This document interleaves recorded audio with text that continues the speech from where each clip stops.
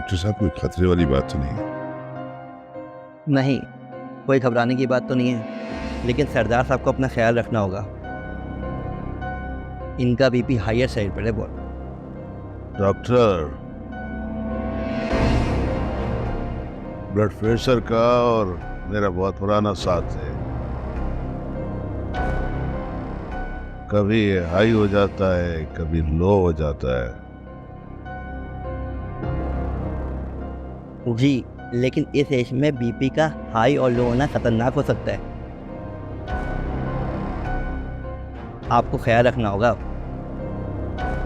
बस डॉक्टर साहब, सरदार साहब आलम बाबा की वजह से ज्यादा टेंशन में आए। मत ले टेंशन सरदार साहब, मैं तो कहता हूँ आप कुछ दिनों के लिए बाहर चले जाएं।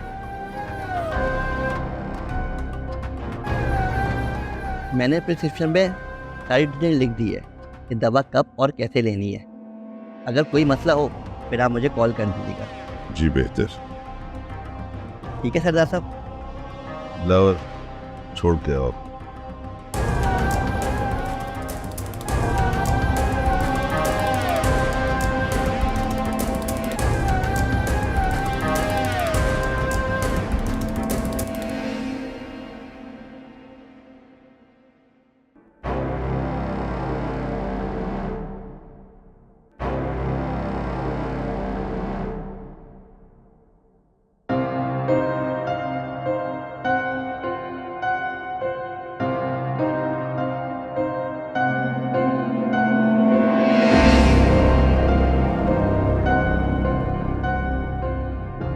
जी सरदार, SHO से बात हो गई है।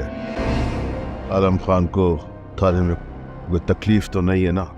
जी जी सरदार, मैंने खर्ची लगवा दी है और आलम बाबा को थाने में एक अलग कमरा दिया गया है। खाना भी घर से जाता है। ठीक है, आप बेफिक्र हो जाए। SHO अपना बंदा है, वो ठीक है।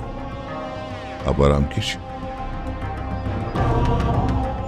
अरे दीन मोहम्मद, मैंने सुना है कि तू सरदार के खिलाफ कोर्ट चला गया था। अरे वो सब कुछ तो भूल गया है। जमाल का क्या हशर किया था।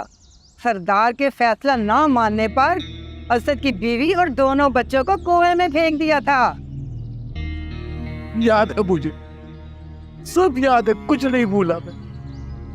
मगर रुबीना भाई, मैं क्या करूं? मैं अपने बेटे की कब्र पे जाता हूँ तो मेरा दिल घोट के आंसू होता है।